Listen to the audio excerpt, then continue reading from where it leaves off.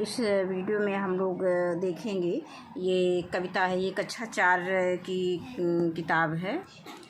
Hello बच्चों, हम लोग इस वीडियो में देखेंगे हिंदी रतन कक्षा 4 की टेक्स्ट बुक है हिंदी की। तो इसमें पहला पार्ट दिया गया है मेरा मन। तो इसमें देखते हैं कि हमें इसमें ये कविता है मेरा मन, तो कविता में किसके बारे में बताया गया है। तो प्रस्तुत पाठ में मन के अंदर चल रही उथल पुथल की भावना को दर्शाने की कोशिश की गई है। अच्छी भावना एवं कर्म से मन शांत रहता है तथा इसके विपरीत सोच रखने से मन अशांत रहता है। यानी इसके विपरीत जो सोच रखता है, अगर अच्छी भावना नहीं रखता है तो उसका मन जो है अशांत रहता है। ये इस कविता में बताया गया है। तो इस पाठ में हम पहले कविता को पढ़ते हैं, इसके बाद हम इसके अभ्यास प्रश्न को देखेंगे। प्रातः की सुंदर बेला में गगन न जाने क्या कहता है, झरनों के कलकल गीतों में मेरा मन बहता रहता है। मुदित हृदय से वंशी लेकर वन को गीत सुनाता हूँ मैं, स्निग्ध चांदनी के अंचल में परियां निकट बुलाता हूँ मैं। मेरे मन का फूल निरंतर गुड़ सौरभ फैला जाता है, औरों की पीड़ा से मेरा जाने किस दिन का नाता है। पर की पीड़ा देख निरंतर मेरा मन घबरा जाता है, पर ना पाता समाधान कुछ अपने में खो जाता है। पर की पीड़ा कर न सका यदि दूर तो मेरा मिट जाना, अच्छा होगा इस जग में फिर उपकारी बनकर आना। उपकार सदा इस जीवन में यदि लक्ष्य बने जनमानस का, धरती पर स्वर्ग उतर आता करता अभिनंदन जन जन का। इसके बाद हम इसके अभ्यास प्रश्न देखते हैं। तो अभ्यास प्रश्न में सबसे पहले हम मौखिक को देखेंगे। तो मौखिक में दिया गया है कि प्रस्तुत पाठ में किसके बारे में कहा गया है।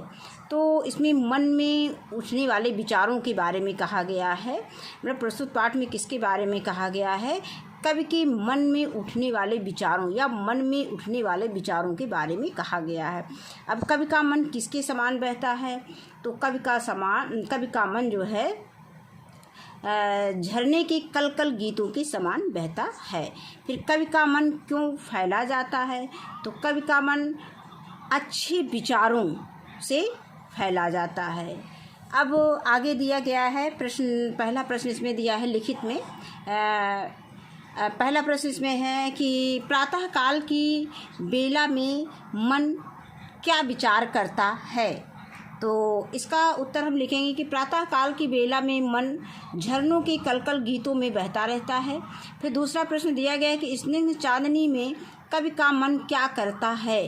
तो इसका उत्तर है कि स्निग्ध चांदनी में कवि का मन परियों को निकट बुलाने का करता है। अगला प्रश्न आता है कि पर पीड़ा देखकर मन की क्या दशा होती है। तो इसका उत्तर हम लिखेंगे कि पर पीड़ा देखकर मन घबरा जाता है। आगे आता है धरती पर स्वर्ग कैसे उतर सकता है। तो इसमें उत्तर लिखेंगे कि हमेशा दूसरों की भलाई करने से धरती पर स्वर्ग उतर सकता है। अब आगे दिया है पंक्तियाँ पूर्ण कीजिए।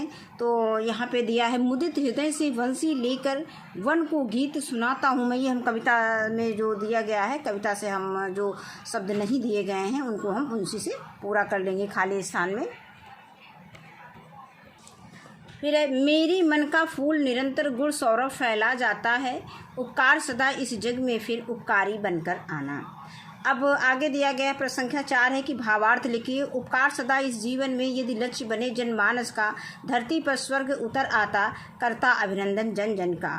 तो इसमें इसका भावार्थ हम लिख सकते हैं कि प्रस्तुत पंक्ति में कवि का विचार है कि यदि लोग अपने जीवन का लक्ष्य दूसरों की भलाई करने का बना लें तो मानो धरती स्वर्ग के समान हो जाती और कवि ऐसे लोगों का स्वागत करता।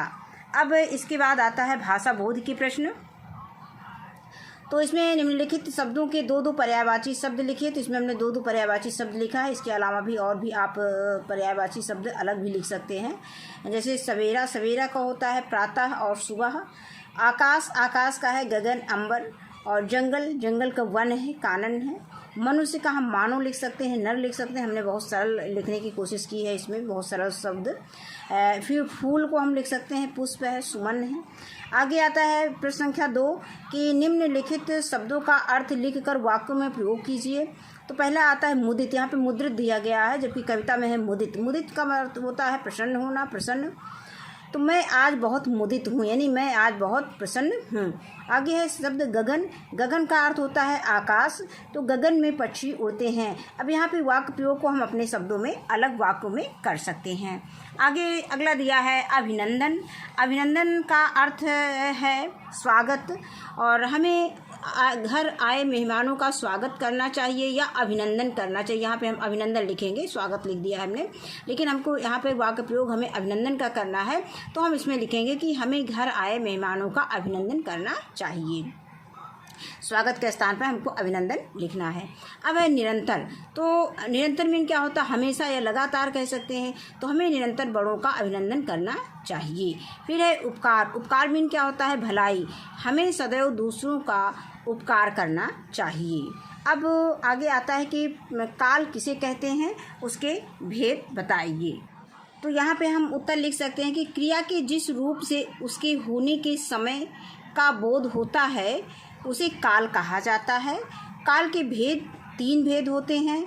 नंबर 1 वर्तमान काल, नंबर 2 भूतकाल और नंबर 3 भविष्य काल।